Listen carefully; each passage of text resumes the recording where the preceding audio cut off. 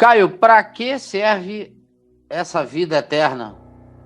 Se quando for para a glória, para a vida eterna, não faremos nada igual ao que fazemos aqui nessa vida terrena. Eu não sei, né? Se não faremos nada igual, não faremos nada na mesma dimensão. Mas o livro do Apocalipse não nos coloca lá num estado de spa, Nova Jerusalém spa. Não é nada disso. O livro do Apocalipse diz: e os seus servos o servirão. Dando a entender, e mais do que a entender, deixando claro, que eu terei funções. Jesus disse: não se casarão nem se darão em casamento, mas serão como o quê? Os anjos, que são esses mensageiros interdimensionais, espirituais, de outra natureza, de outras dimensões, de outras frequências energéticas, com capacidade de locomoção na velocidade do pensamento, do desejo, da intenção. Eu, por exemplo, estou preparado para conhecer todos os universos de Deus, para fazer amizade com uma quantidade enorme de criaturas celestiais, que os crentes chamam de anjos, mas eu chamo de criaturas celestiais, de vários tipos. Anjo é só um nome reducionista que a Bíblia dá, porque os caras chegavam trazendo mensagem, então eram mensageiros. Anjo significa mensageiro, recadista, correio, mas é só isso. Eles são muito mais do que isso.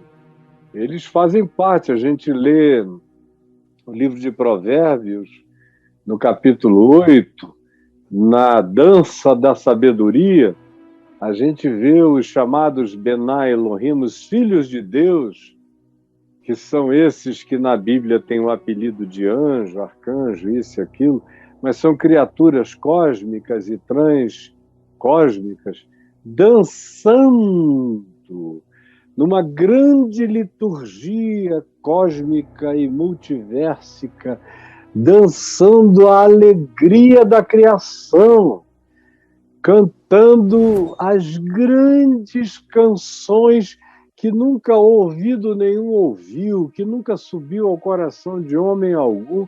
Olha, se o planeta Terra, com os seus espinhos, cardos, abrolhos, putins e outras coisas mais, se a gente se abstrai só um pouquinho, olha só para o pôr do sol, esquecido de outros lugares do mundo, das Ucrânias e tudo mais, se você só olha por um momento, você já se enternece.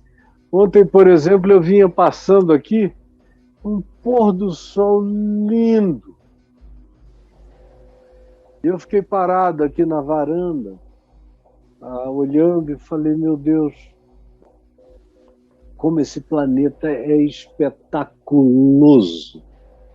Lindo. Como é que essas pessoas conseguem viver aqui e não ver?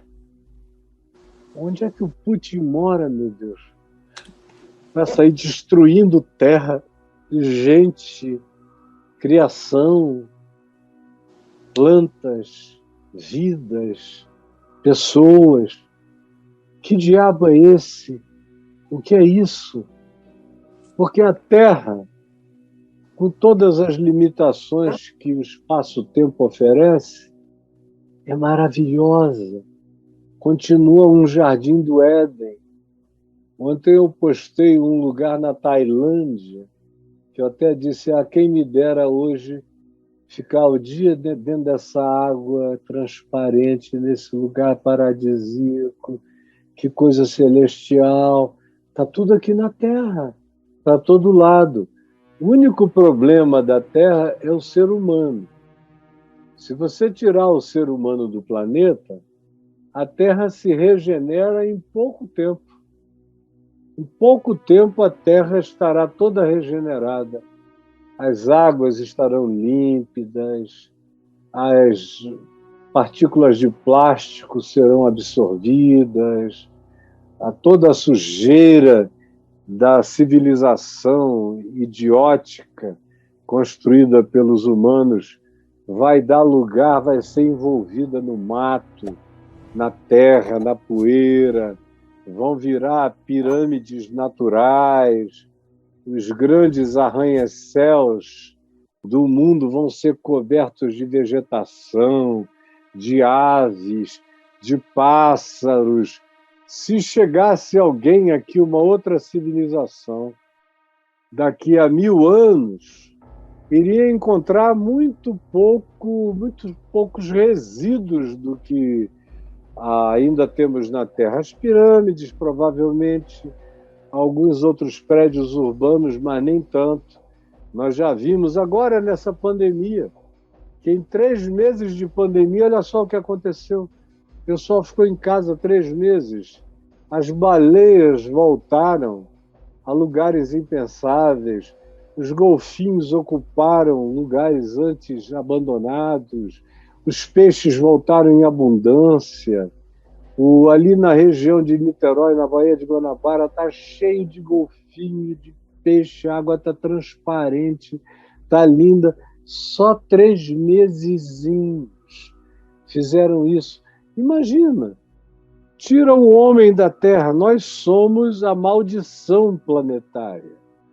Se a gente é tirado daqui, não tem girafa, leão, elefante, serpente que vá criar qualquer problema. A natureza agradeceria. Nós chegamos aqui como um ente que tem uma determinada inteligência funcional e uma burrice de sabedoria absoluta. Então, a gente consegue fazer tecnologia, mas a gente não consegue tratar o próximo com respeito. Então, nós somos a calamidade. A nossa tecnologia não nos salva da nossa idiotice, do nosso ódio, do nosso egoísmo, do nosso desejo de poder, de dominação, de controle. Nós somos verdadeiros satanases. E quanto mais satanás o cara é, mais ele quer dominar o povo e os povos.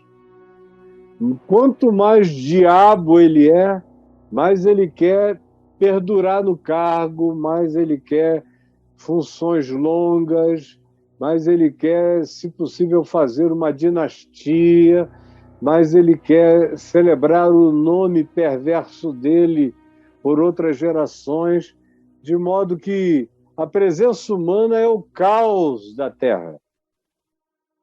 A Terra é boa. Sem os humanos, ela se regenera logo. O problema da Terra é o mundo. O mundo é feito pelos homens. Agora, a Terra é uma dádiva de Deus, de naturezas e de riquezas e de maravilhas, e que está aqui há 4 bilhões e 500 milhões de anos sem problemas. O problema começou quando os primeiros humanos foram abrindo os olhos, começando a desenvolver as primeiras inteligências funcionais, os primeiros aparatos, foram quase todos cortantes, ferinos, de guerra para a morte. E aí, de caça, a gente passou a caçar uns aos outros, querer dominar uns aos outros, e o pior de nós eclodiu, de modo que o que se diz no livro de Gênesis continua tragicamente a ser uma verdade cada vez mais insofismável. O que é? Deus disse: maldita é a terra por causa do homem. E a única maldição do planeta é apenas o ser humano. Tem alguns que facilitam, mas a grande maioria nem pensa que está viva, e tem uma minoria, uma elite que só pensa em si mesma. E tem outra elite pensante que acha que só dá para mudar tudo no meio da violência, da guerra, tirando na marra uns e colocando outros, e continua tudo igual, na mesma catástrofe que tem de civilizações estruturadamente muito bem organizadas. Já se sabe hoje que tem pelo menos 50 mil anos de civilização sofisticada que vem sendo desenterradas agora na Terra, e a história humana vai ter que ser toda reescrita, porque o que foi escrito de um tempo para cá, nos últimos 100 anos, ficou em estado de obsolescência, perto das novas descobertas arqueológicas, paleontológicas, de datações e de tudo mais. Nós chegamos aqui há 1 minuto atrás, considerando os 4 bilhões e 500 milhões de anos da Terra. E nesse minuto, se tudo fosse contado numa única hora de tempo, a gente chegou no último minuto.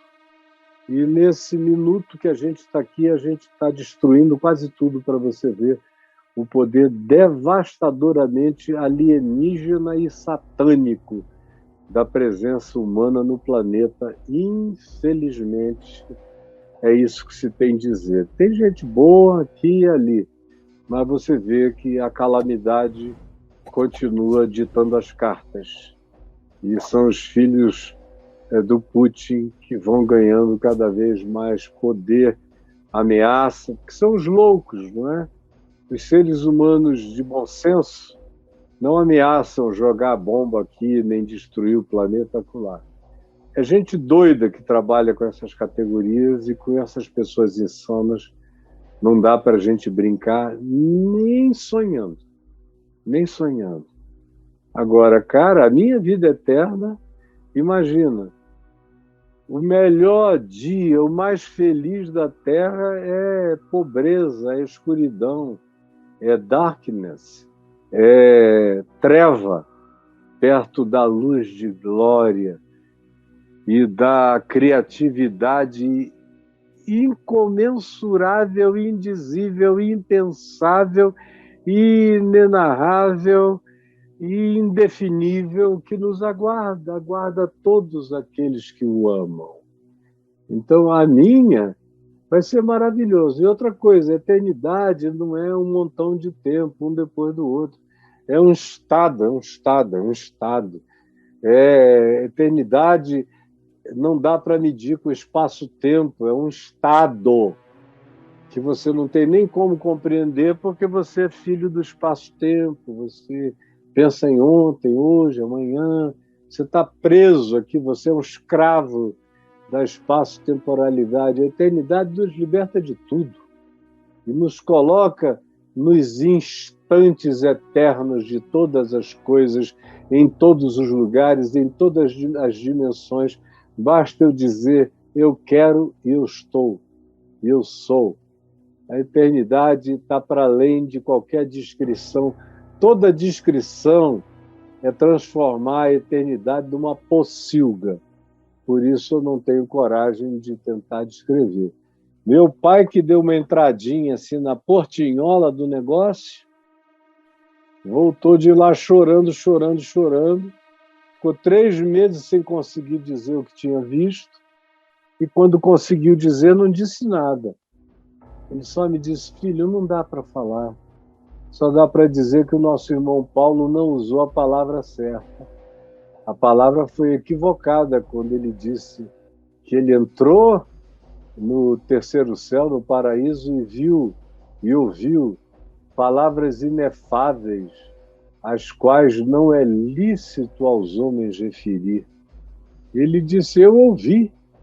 É tudo lícito referir, só é irreferível. Eu não tenho códigos nem para dizer o que eu ouvi, nem o que eu vi. Então eu só choro porque não tem palavra. E ele ficou daquele dia em diante com uma vontade de partir, de partir. E olha que ele era um homem tão feliz, mas tudo que ele dizia é, já que vocês estão bons e estão bem, tudo que eu quero é ir. Aí ele dizia, tem umas asinhas crescendo aqui, eu não vejo a hora de partir. E quando ele estava no hospital, e um dia ele abriu os olhos e me perguntou há quanto tempo ele já estava lá, morrendo, morreu 13 vezes e ressuscitou. Eu falei, pai, você está quase 2 meses aqui. Aí ele fez assim. Eu falei, por quê? Você não quer que eu te chame mais? Porque eu fico te chamando e você volta. Até os médicos já pedem para eu te chamar. E você voltou todas as vezes.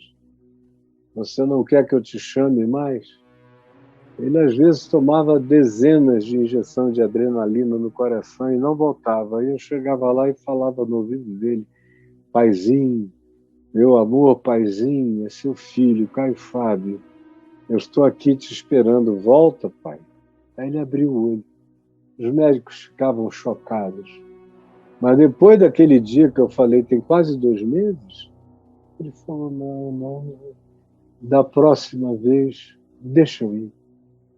Aí eu falei para todo mundo em casa, para os médicos, olha, da próxima vez eu não chamo mais. Aí eles gritaram, vem, chama, ele está indo, chama. Falei, não, agora acabou, agora ele vai. Aí eu me despedi dele, falei, está chegando a hora, você vai hoje. A mamãe, todos nós. É uma história que eu já narrei várias vezes. E foi para o absolutamente inexplicável, indizível, incomparável. A minha eternidade é assim. E eu anelo por ela. Enquanto eu puder ser útil aqui, eu quero ser útil aqui. Mas no dia que eu perder a utilidade aqui, eu quero que o Senhor me leve. Porque eu vou entrar em glória e, olha, eu vou ser um grande curtidor da glória. Pode ter certeza disso. Quando você ouvir dizer que eu fui, dizer, esse cara está feliz. Está aproveitando tudo e todas. Está mergulhando nas manifestações indizíveis da glória e está tirando todo o proveito possível. Tá bom, gente boa? Por isso que morrer para mim tanto faz. O viver é Cristo e o morrer é lucro. Aí tem gente que não acredita. Não acredita porque vocês não são crentes. Vocês não se converteram mesmo. Vocês são de igreja, são evangélicos, são batizados, são dizimistas. Vocês fazem uma aposta. Uma aposta. Quem sabe ter a vida eterna. Mas vocês não pegaram, não patolaram.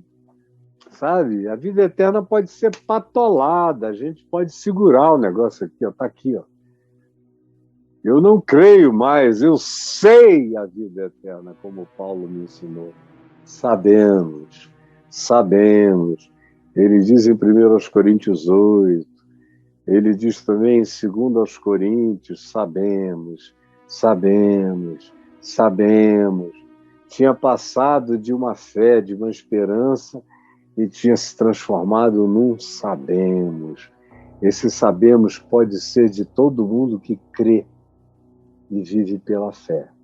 Agora, enquanto você ficar aí só de dízimo, oferta, igreja e bobagem, falando um monte de besteira e se dedicando à idiotice, você vai viver com a mente perturbada, as emoções adoecidas, medo de tudo, uma vida miserável. O cara se converte para viver em pânico do inferno, com medo do diabo. É uma vida desgraçada. Um ateu vive mais em paz do que a maioria dos crentes que eu conheço. São alguns dos sujeitos mais perturbados da face da Terra.